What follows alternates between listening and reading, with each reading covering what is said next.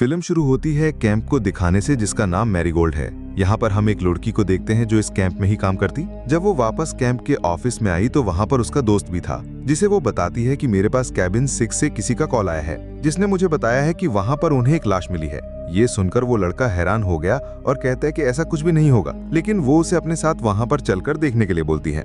दोनों वहाँ पर गए लेकिन इन्हें वहाँ किसी की भी लाश नहीं मिली। तो वो लड़का कहता है क्यों ना हम पास वाले कैबिन में चलें जो कई सालों से बंद है, लेकिन वो लड़की उसे मना कर देती है कि मैं यहीं पर इंतजार करूंगी, तुमने जाना है तो चले जाओ। लेकिन जैसे तैसे वो उसे अपने साथ ले जाने लगा। कैबिन के बाहर पहुंचकर लड़की कहती है कि मुझे यहाँ पर कुछ गड़बड़ लग रही है, लेकिन वो उसे जबरदस्ती अंदर ले जाता है। तो वो देखते हैं कि वहाँ उस लड़के के लिए एक सरप्राइज प्लान किया गया था और यहाँ पर उस कैंप के सारे मेंबर्स उसका इंतजार कर रही थी और उसकी चौथी एनिवर्सरी मना रही होती हैं, क्योंकि यहाँ पर काम करते हुए उसे 4 साल हो गए। ये देखकर वो लड़की समझ जाती है कि ये सब उनका ही प्लान था और यहाँ पर उन्हें कोई लाश नहीं मिली और सरप्राइज से वो काफी खुश हो जाती है। जिसके बाद सब मिलकर वहाँ खूब मस्ती करते हैं। कुछ देर बाद जब वो सोने के लिए जाते हैं तो एक किलर जो जालिम कातिल था उसके बारे में बात करने लगते हैं, जिसका नाम था बोन फेस, जो इस मूवी का नाम भी है। मगर उन लोगों का मानना था कि वो बिल्कुल भी सच नहीं है। तब एक लड़की उन्हें बताती है कि ये सच है, बोन फेस किलर कैंप में आता है और सबको बेरहमी से मार डालता है। वो हमेशा जंगलों में ही रहता है,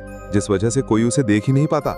ये सुनकर सभी लोग बहुत डर गए, क्योंकि वो भी तो कैंप में ही थे, लेकिन फिर सोने के लिए चले जाते हैं। जब आधी रात हुई तो वहां पर हम उस बोन फेस किलर को देखते हैं, जो कि सच में उस कैबिन के अंदर घुस जाता है और अपना काम शुरू कर देता है। यानी वो एक एक करके बड़ी बेरहमी से उनको मारने लगता है। जब वो लड़की ये देखती है तो वहां से भागने लगी, लेकिन बोन फेस उसे पकड़ लेता है और एक कुल्हाड़ी से उसका सर फाड़ देता है। जब इससे भी उसका दिल नहीं भरा तो वो लड़की की रीढ़ की हड्डी खींचकर बाहर निकाल देता है, जिससे दर्दनाक उसकी मौत हो जाती है। कुछ देर बाद वहां पर शेरिफ आता है और जब उस लाश को देखता है तो उसकी बुरी हालत से वो भी दंग रह गया। यहाँ पर कैंप की मालकिन भी थी, जो उन लाशों की हालत देखकर वॉमिटिंग करने लगती है, क्योंकि ऐसी बुरी हालत देखकर उसकी तबीयत खराब हो गई। शेरिफ लाशों को देखकर समझ जाता है कि ये जरूर उसी बोन फेस किलर का ही काम है, जो कैंप्स में जाकर लोगों को मार देता है। उसके साथ डेप्यूटी भी होती है, जो कि इस केस में उसके साथ काम कर रही है। शेरिफ डेप्यूटी से कहता है कि हमें यहाँ पर छानबीन करनी पड़ेगी, क्योंकि आधी रात हो रही है। कातिल यहाँ से भी दौड़ नहीं गया होगा, वो आसपास ही कहीं छुपा होगा।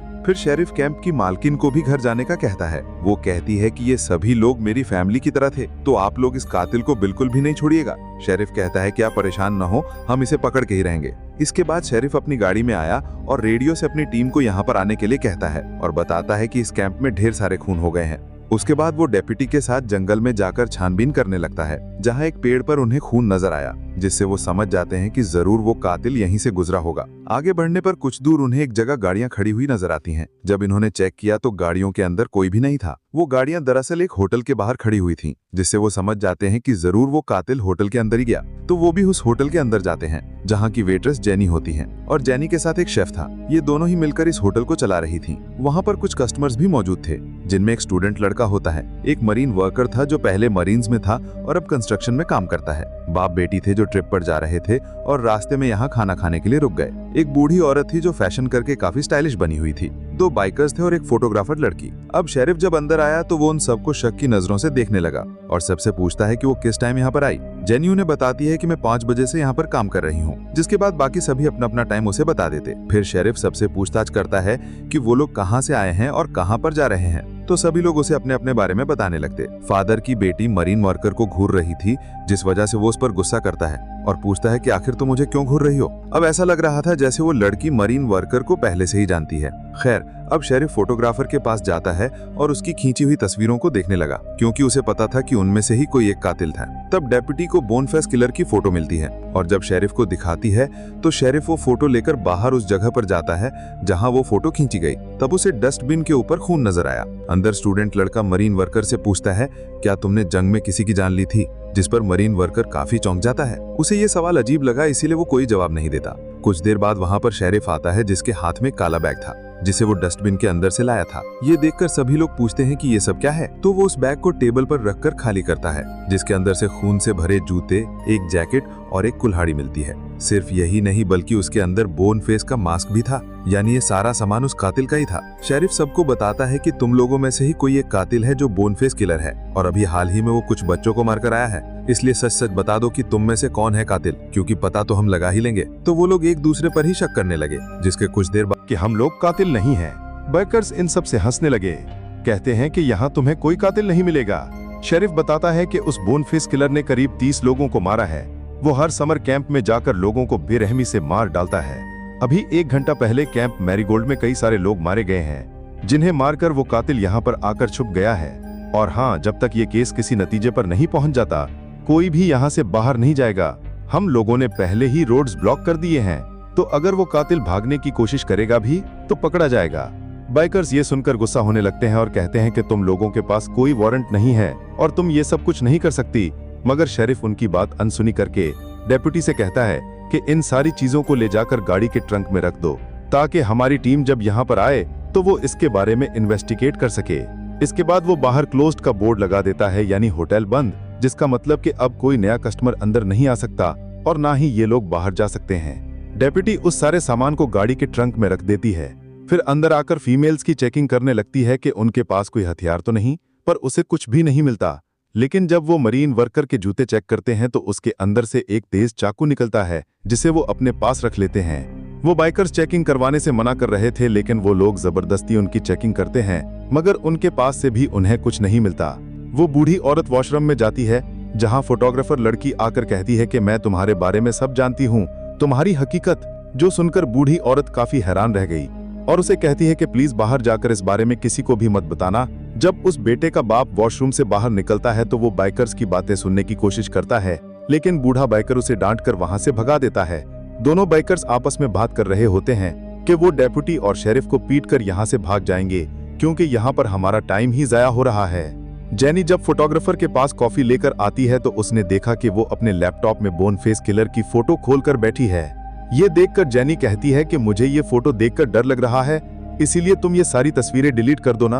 अब शेरिफ कहता है कि तुम सब अपने अपने जूते मुझे चेक करवाओ, क्योंकि कातिल के जूते 9 नंबर के हैं। वो सबसे पहले उस मरीन वर्कर के जूते देखता है जिसका नंबर 10 था। ये सुन स्टूडेंट लड़का कहता है कि ये बिल्कुल फजूल स्टूपिड सा पॉइंट है, क्योंकि कोई भी इंसान बड़े या छोटे जूते पहन सकता है, इसमें कोई मसला नहीं, कोई हर्ज नहीं है। शेरिफ फिर उस बूढ़ी औरत के पास जाता है, जो देखकर वो बूढ़ा बाइकर शरीफ से कहता है कि क्या तुम पागल हो, इसकी चेकिंग क्यों कर रहे हो? भला कोई औरत इतने कत्ल कैसे कर सकती है? इस पर स्टूडेंट लड़का कहता है कि कर सकती है, क्यों नहीं कर सकती? तुमने मशहूर फीमेल किलर के बारे में नहीं सुना? उसने बहुत सारे बच्चों को मारा था। फिर शरीफ उस बूढ़ी औरत का जूता चेक करता है जिसका नंबर 7 होता है। फिर वो एक एक करके उनके जूते का नंबर चेक करते हैं, लेकिन किसी का भी नंबर मैच नहीं होता।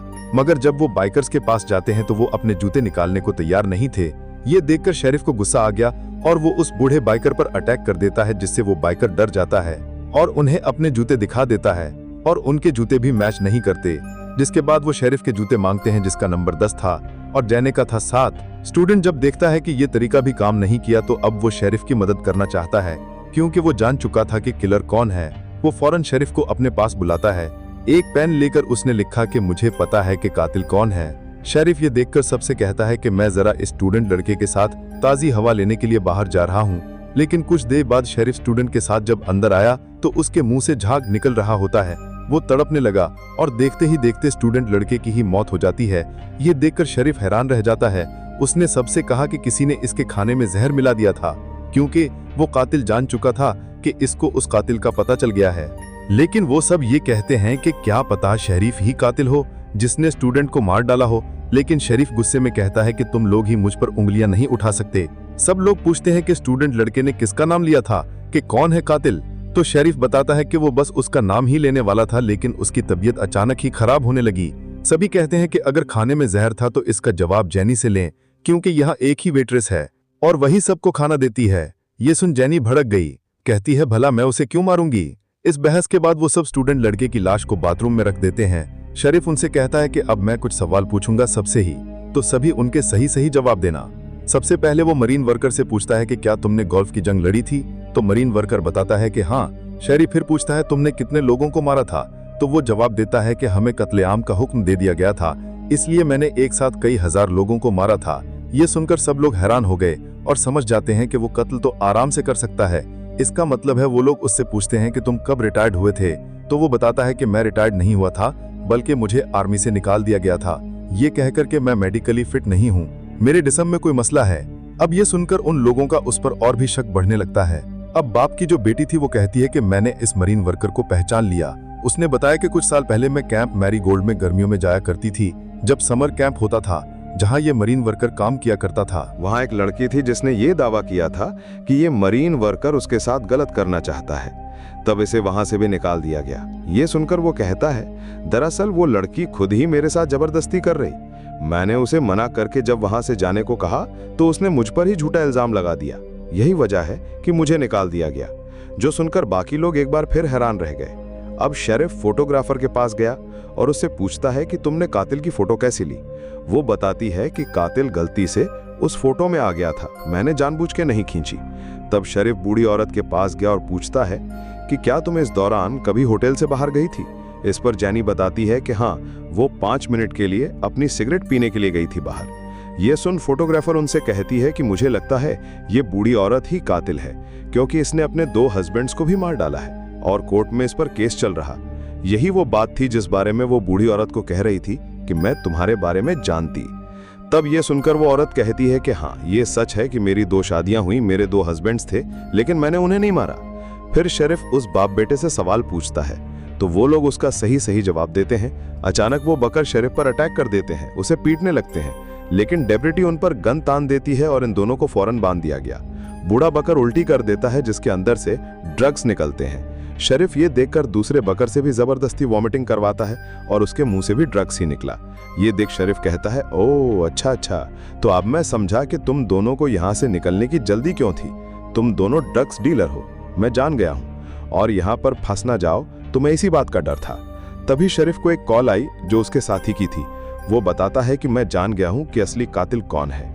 ये सुनकर वो फौरन अपने डेप्यूटी को भी इस बारे में बता देता है और अब वो सीधा शेफ के पास गया। कहता है कि तुम अब बस सरेंडर कर दो, खुद को हमारे हवाले कर दो, क्योंकि हमें पता चल गया है कि असली कातिल कौन तुम हो।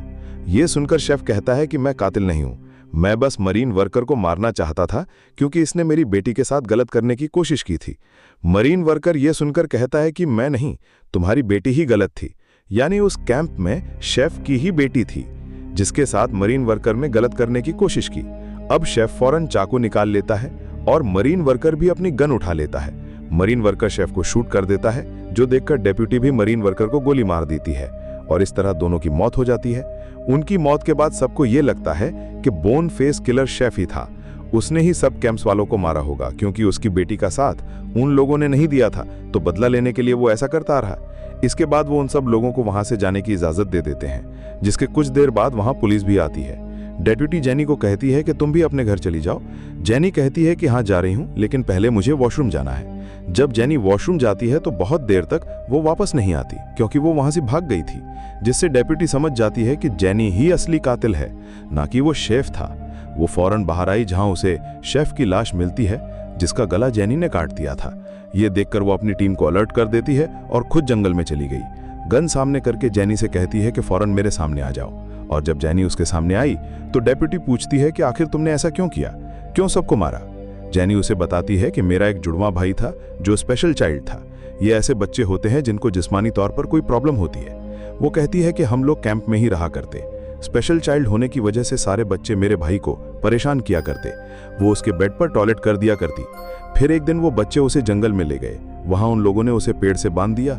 रस्सी उसके गले पर अटक गई, जिससे उस बेचारे की मौत हो गई। बिला वजह वो बेकसूर मासूम बच्चा मारा गया, और तब वो सिर्फ 13 साल का था। जब कैंप के मालिकों को यह पता चला तो उन लोगों ने कोई भी एक्शन नहीं लिया, जिसकी वजह से मेरे भाई को इंसाफ नहीं मिला। मेरे अंदर गुस्से की आग भड़क उठी, इसलिए मैंने बदला लेने का सोचा और उन सभी बच्चों को बेरहमी से एक एक करके मार डाला। और अब मैं हर कैंप में जाती हूँ, जहां पर भी गलत होता है मैं उन लोगों को मार डालती। मरीन वर्कर ने शेफ की बेटी के साथ गलत करने की कोशिश की। जी हाँ, इन कैंप वालों ने इस बात को भी छुपाया। इसीलिए मैंने फैसला किया कि उन सभी को मार डालूंगी जो भी इन सब गलत कामों में शामिल हों। डेप्यूटी उसे पूछती है, क्या स्टूडेंट लड़के को भी तुम नहीं मारा था? वो बताती है कि हाँ, क्योंकि उसने मुझे देख लिया था जब मैं जंगल से आ रही थी और मेरे हाथ पर खून लगा हुआ है, इसलिए मैंने उसके खाने में जहर मिला दिया। और हाँ, मैं जान रही थी कि शेफ मरीन वर्कर से बहुत ज्यादा गुस्सा है, इसलिए मैंने उसकी जेब में चाकू और मरीन वर्कर के टेबल पर गन रख दी थी, ताकि वो एक दूसरे से लड़ें और एक दूसरे को ही मार डालें। और हुआ भी बिल्कुल ऐसा ही। ये सुनकर डेप्यूटी कहती है कि तुम अब अपना हथियार नीचे फेंक दो, लेकिन जेनी ऐसा ना करके डेप्यूटी पर ही हमला कर देती है। तब डेप्यूटी उसकी गर्दन पर शूट कर देती है, जिससे वो जख्मी होकर नीचे गिर पड़ी। उसका बहुत ज्यादा खून बहा और फाइनली उसकी यानी कि बोन फेस किलर की मौत हो जाती है। इसके कुछ दिनों बाद हम देखते हैं कि कुछ कैंप मेंबर्स आग के सामने बैठी बातें कर रहे होते हैं। वो बोन फेस किलर यानी कि जेनी के बारे में डिस्कस कर रहे होते हैं कि भले ही बोन फेस किलर मर गई है, लेकिन उसकी दहशत और कहानियां कभी भी नहीं मरेंगी। शायद उसके खौफ से बुरे लोग गलत काम करना ही छोड़ें। और इसी के साथ ही इस फिल्म की कहानी यहीं पर ही खत्म हो जाती है।